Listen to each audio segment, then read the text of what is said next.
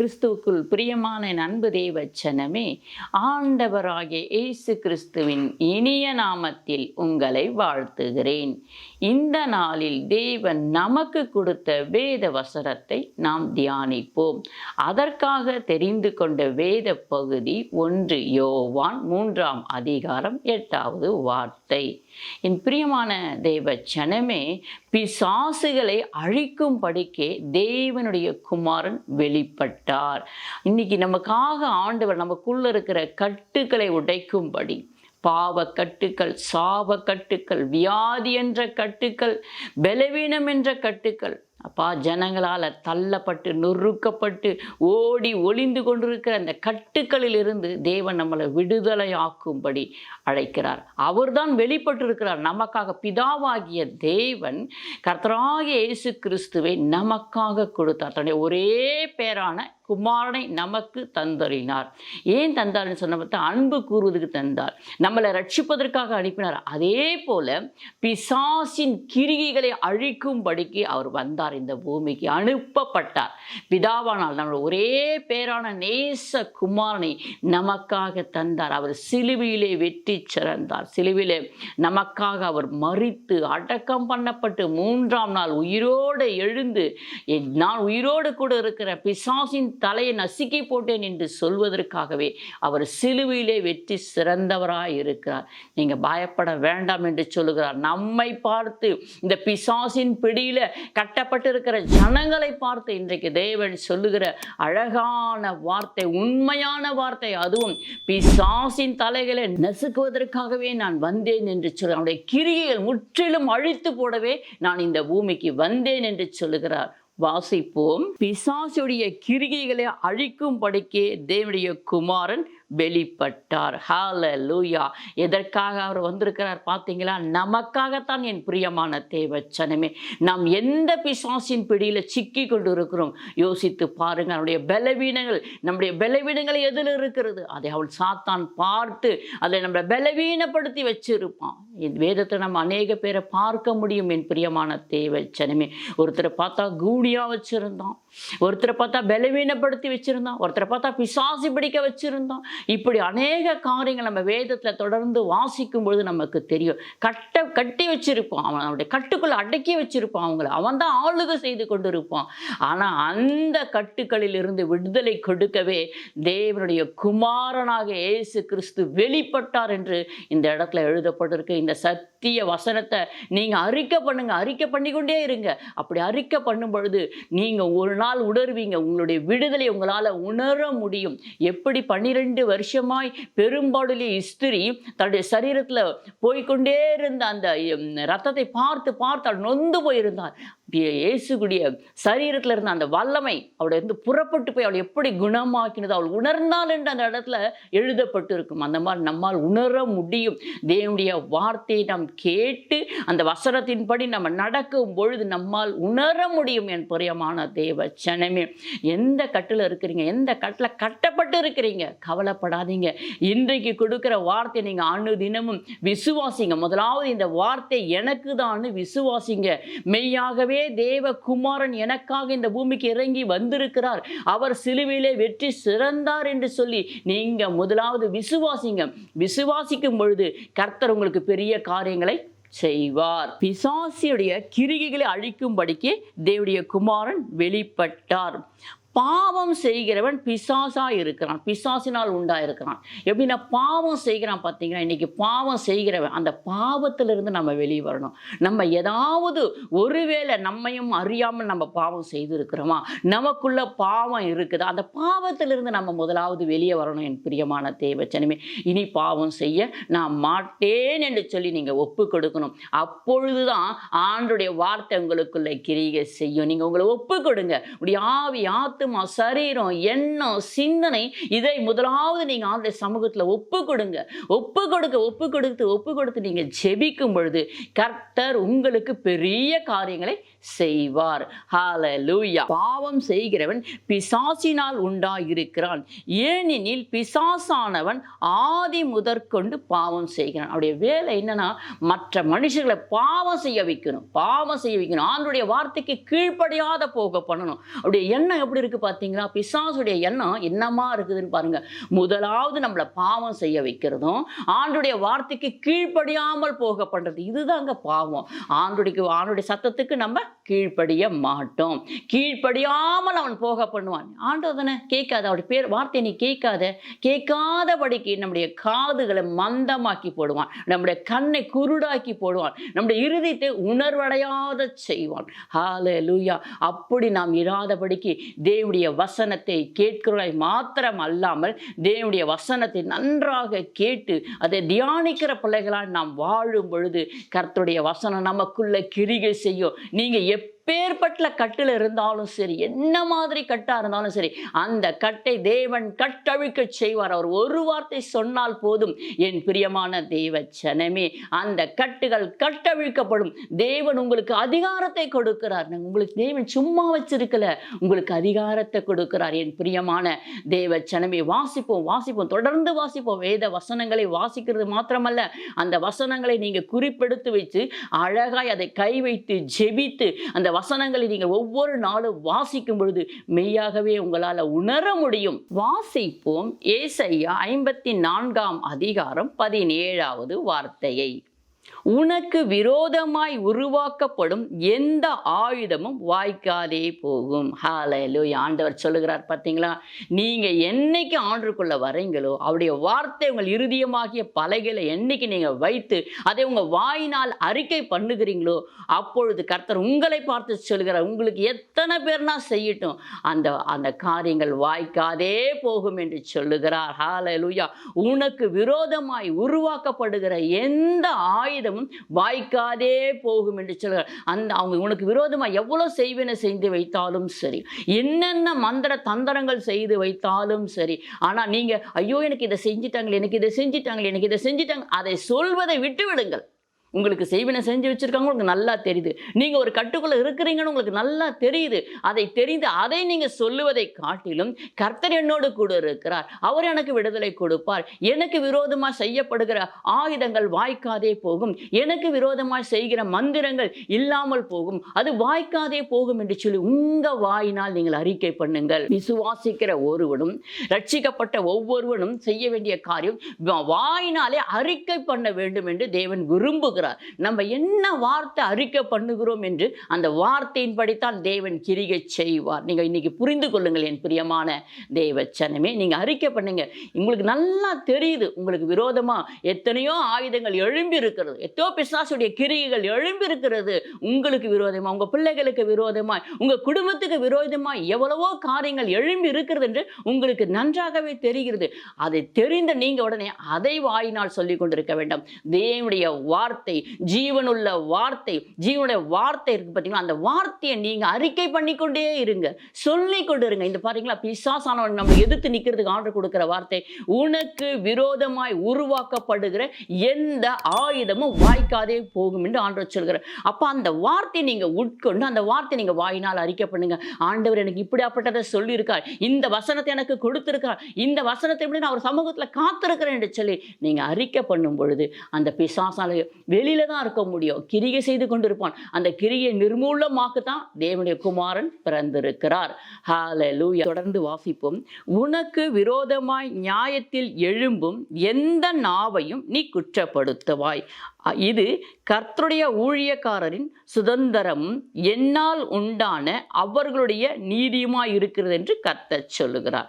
உனக்கு விரோதமாய் நியாயத்தில் எழும்புற, உனக்கு விரோதமாக 1000 பேர் எழும்பி நிற்கலாம், உன்னை குற்றப்படுத்தும்படி எத்தனையோ ஜனங்கள் எழும்பி நிற்கலாம். வேலை செய்கிற ஸ்தலத்தில் நீ உண்மை உத்தமாக தான் இருந்திருப்பீங்க, ஆனால் அந்த இடத்துல உங்களை குற்றப்படுத்த வேண்டும் என்று, ஏன்னா வேதத்தில் தானியேலை குற்றப்படுத்த வேண்டும் என்று சொல்லி எவ்வளோ பேர் எழும்பி அவனை குற்றப்படுத்த வேண்டும் வேண்டும் என்று வகை தேடினார்கள். ஆனால் அந்த இடத்துல பார்த்தீங்களா, ஒரு குற்றமும் அவங்களை காண முடியவில்லை. என் பிரியமான தேவச்சனமே, அப்படித்தான் வேலை செய்கிற ஸ்தலத்தில் நம்ம ஒரு ஸ்டெப்பு வாழ்க்கையில் உயர்வதற்காக, வேலை ஸ்தலத்தில் உயர்வதற்காக, இவன் நல்லா வேலை செய்கிறான்ப்பா, இந்த பையன் நல்ல பையன், இந்த மகள், இந்த தாய் நல்லவர்கள் என்று சொல்லி அந்த ஒரு வார்த்தை வாங்குறதுக்கு நம்ம எவ்வளோ பிரயாசப்பட வேண்டி இருக்கிறது. வேலையில் எவ்வளோ உண்மையாக இருந்தாலும் நமக்கு கிடைக்கிறது கெட்ட பேர் தான். ஆனால் இந்த நல்ல ஒரு பெயரை வாங்குறதுக்கு நம்ம எவ்வளோ பிரயாசப்படுவோம். ஆனால் வேற யாராவது வந்து உடனே போட்டு கொடுத்துருவாங்க, இல்லைங்க அவங்க வேலை செய்யலை, அவங்க ஒன்றும் பண்ணலை அப்படின்னு சொல்லி. இதுதான் அவங்க பிசாசானவன் அவங்க பயன்படுத்துகிற ஆயுதங்கள். இந்த ஆயுதங்கள் எல்லாம் வாய்க்காதே போகும் என்று தான் தேவன் இந்த இடத்துல நமக்கு சொல்லியிருக்க. உங்களுக்கு 1000 பேர் எழும்பி இருக்கலாம், அத்தனை பேரையும் நீ குற்றவாளி என்று சொல்வாய் என்று, அத்தனை நாவையும் நீ குற்றப்படுத்துவாய் என்று இந்த இடத்துல அழகாக எழுதப்பட்ட வேத வசனம். வாசிப்போம் யாக்கோப்பு 4ஆம் அதிகாரம் 7வது வார்த்தையை. தேவனுக்கு கீழ்ப்படிந்திருங்கள், பிசாசுக்கு எதிர்த்து நில்லுங்கள், அப்பொழுது அவன் உங்களை விட்டு ஓடி போவான். மேலே இருக்கிற வசனமெல்லாம் நீங்கள் அப்படியே வாசிச்சுட்டு வரும்போது தான் 7வது வசனத்தில் எழுதப்பட்டு இருக்கிறது ஆகையால். அந்த நீங்கள் ஃபுல்லாக வாசிச்சுட்டே வாங்க, அப்போ நீங்கள் வாசிக்கும் பொழுது உங்களுக்கு புரியும் அதோடைய அர்த்தம் என்னன்னு. ஆகையால் நம்ம யாருக்கு எதிர்த்து நிற்கணும், யாருக்கு கீழ்ப்படினணும், இந்த 2 லைனில் கொடுத்தப்பட்ட வார்த்தை தான் இது. தேவனுக்கு நீங்க கீழ்ப்படிங்க. ஆனா தேவனுக்கு தான் நம்ம பிசாசான நம்மளை கீழ்ப்படியவே விட மாட்டானே. பிசாசானுடைய வேலை என்ன? நம்ம தேவனுடைய வார்த்தைக்கு கீழ்ப்படியக்கூடாது. எழுந்து ஜெபின்னு சொல்லுவார் ஆண்டவர். ஆனால் பிசாசான நல்ல தூக்கத்தை கொடுப்பான். ஆண்டவர் சொல்லுவோம், அதிகால வேலையில தேவனை தேடு, என்னை தேடு, என் கிருபையை கேளு, உனக்கு என்ன வேணுமோ வாயை திறந்து கேளுன்னு ஆண்டருடைய வசனம் சொல்லும். ஆண்டருடைய சத்தம் நமக்கு கேட்கப்படும். ஆனால் பிசாசானவன் சொல்லுவான், நீ கேட்காத, நீ கேட்டு கேட்டு சோர்ந்து போயிட்டேன்னு சொல்லுவான். அவன் நீ கேட்டாலும் கொடுக்க மாட்டான்னு சொல்லுவான். இப்படி அப்படியே போய்கொண்டே இருக்கும் நமக்குள்ள வாக்குவாதங்கள். ஆனால் நம்ம அந்த இடத்துல பிசாசான அப்பால போ சாத்தானே என்று சொல்லி அவனை தள்ளி விட்டுட்டு நாம் தேவனுடைய முகத்தை தேடும் பொழுது தேவன் நமக்கு நிச்சயமாகவே உதவி செய்வார். ஹல்லேலூயா. இங்க தான் மாம்சத்தின் போராட்டம். உங்களுக்கு மாம்சத்தோட போராட்டம், ஆவியோட போராட்டம் வரும். எபேசியர் 6ஆம் அதிகாரத்தில் நம்ம வாசிப்போம் பார்த்தீங்களா. அப்போ அதுக்கு தான் அந்த இடத்துல அழகாய் சொல்லப்பட்டிருக்கிற வார்த்தை, நீங்க வேத வசனத்தை என்ன கட்சியை நீங்க கட்டி கொள்ளுங்க, தலைசீரை அணிந்து கொள்ளுங்க, விசுவாசம் என்ன கேடகத்தை நீங்க பிடித்து கொள்ளுங்கன்னு சொல்லுவாங்க. அதுதான் நம்ம சோர்ந்து போயிடுவோம். ஆனா அந்த விசுவாசம் நமக்குள்ள இருந்துச்சுன்னு சொன்னா எழும்பி நிற்போம். அப்போ சாத்தானே, தேவன் எனக்கு சொல்லியிருக்கார், அதிகால வேலை என்னை தேடுன்னு சொல்லியிருக்கார், நான் தேடுவேன். ஏன்னா பிசாசானவன் ஆண்டவரை சோதிக்கும் பொழுது தேவனுடைய வசனத்தில் இருந்து தான் அவர் எடுத்து பேசினார் என்று எழுதப்பட்டு இருக்கிறது.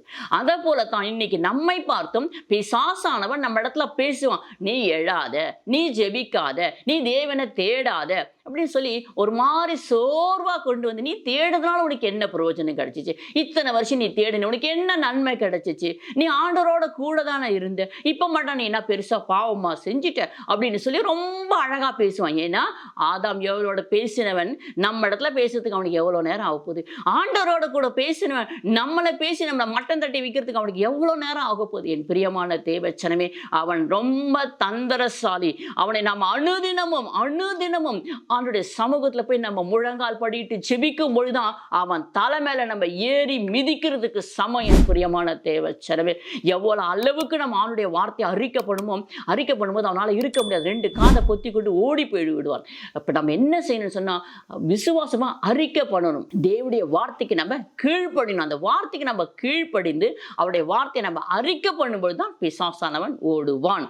ஆகையால் தேவனுடைய வார்த்தைக்கு கீழ்ப்படிந்திருங்கள், பிசாசுக்கு எதிர்த்து நில்லுங்கள், அப்பொழுது அவன் உங்களை விட்டு ஓடி போவான் என்று வசனம் சொல்கிறது. வசனம் ஒருபோதும் பொய் சொல்லாது. இந்த வார்த்தைக்கு ஜீவன் இருக்கிறது.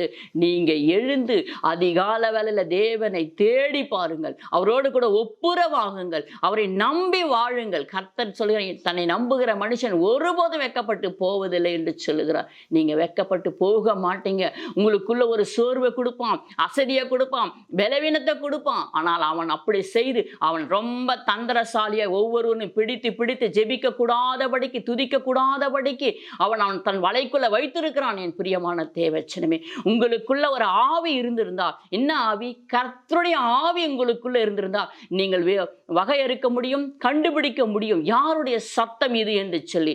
ஹல்லேலூயா. வாசிப்போம் லூக்கா 10ஆம் அதிகாரம் 19வது வார்த்தை.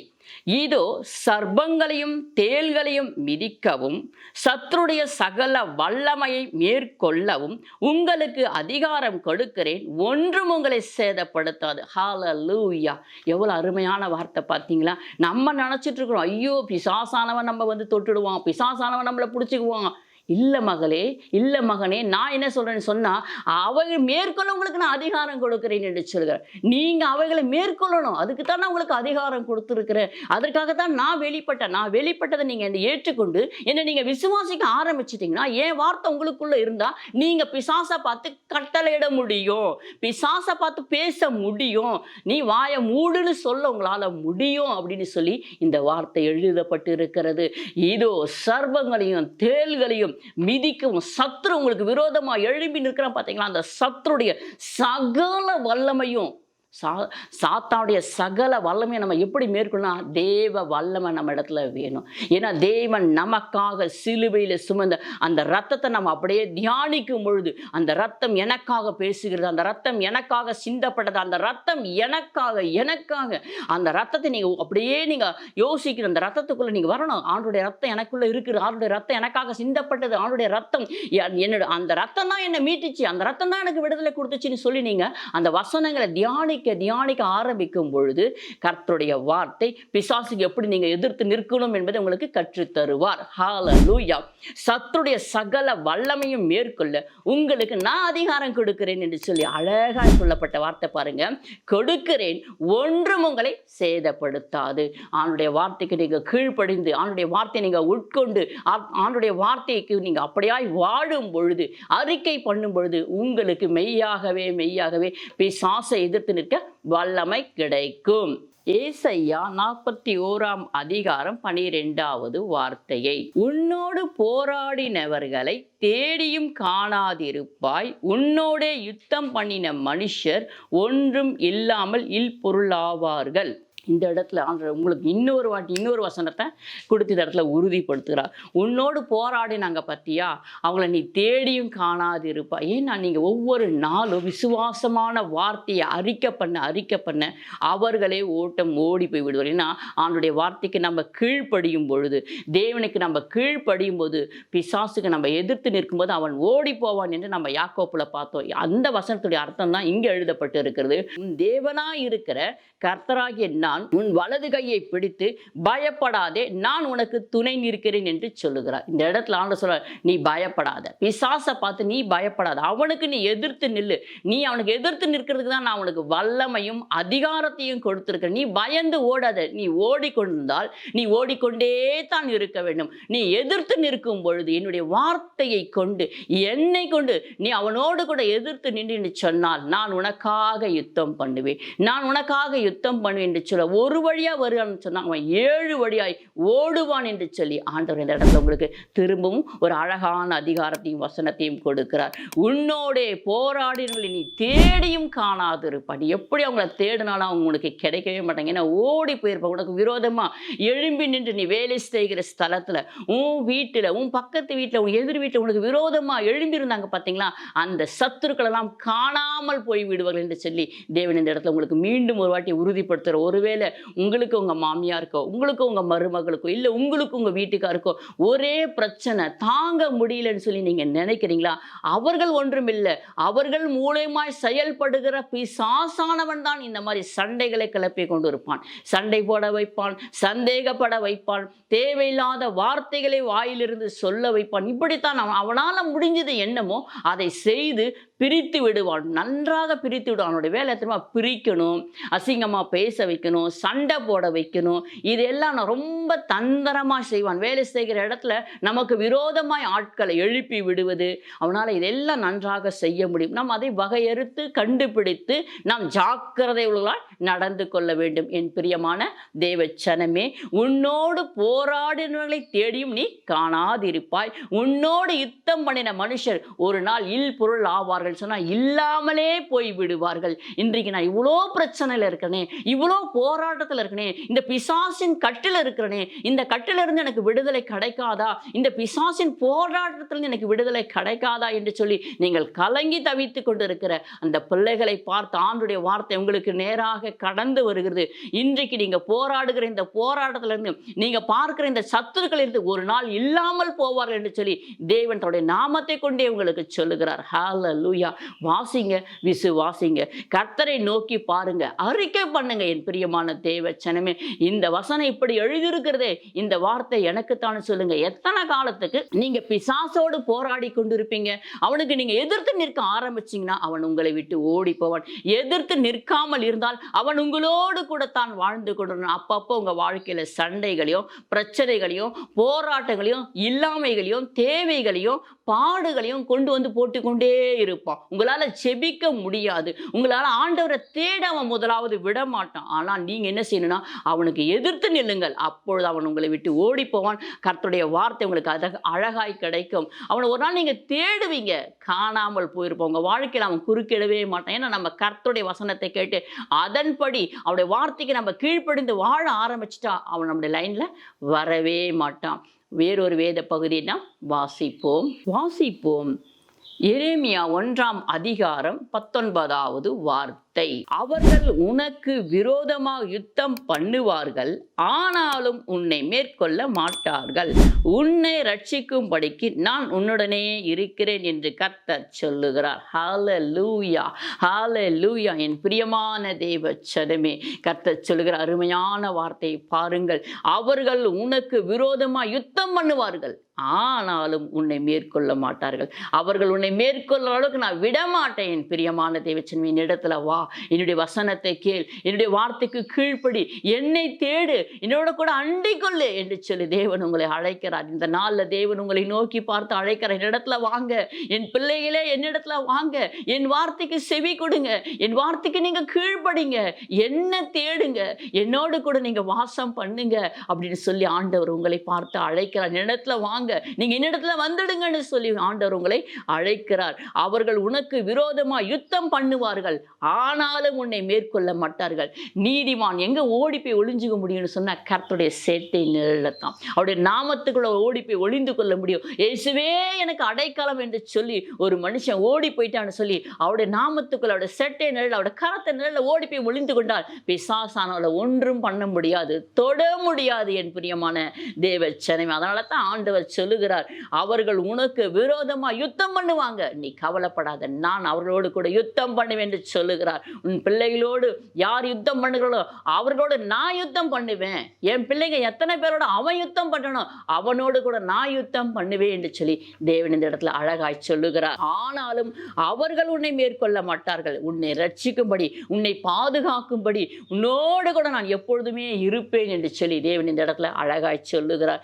எவ்வளோ பிரச்சனை, இந்த பிசாசு என்னை இப்படி கட்டி வச்சிருக்கானே, பிசாசின் கிரியில் என்ன ஒன்றும் என்னால் செய்ய முடியவில்லை, என் கை காலை தூக்க முடியவில்லையே, அசைக்க முடியவில்லையே, என் பிள்ளையை பார்க்க முடியவில்லையே, எனக்கு இவ்வளோ போராட்டம் இருக்குது, என் குடும்பத்தில் என் நிமித்தம் எவ்வளோ பிரச்சனைகள் இருக்கிறதே, என் நிமித்தம் என் குடும்பத்தில் என் வாழ்க்கையில் தாங்க முடியலன்னு சொல்லி அழுது கொண்டு இருக்கிற தேவ பிள்ளைகளே, ஒரு விசை உங்களை நீங்களே தேவனுடைய கரத்தில் ஒப்பு கொடுங்க. இயேசுவே மெய்யான தெய்வம் என்று சொல்லுகிறார்களே, அந்த இயேசு இடத்துல என் வாழ்க்கையை ஒப்பு கொடுக்கிறேன், என்ன ஒப்பு கொடுக்கிறேன், என் ஆவி ஆத்துமா சரீரத்தை ஒப்பு கொடுக்கிறேன் என்று சொல்லி நீங்க கர்த்தருடைய கரத்துல உங்களை ஒப்பு கொடுத்து பாருங்க.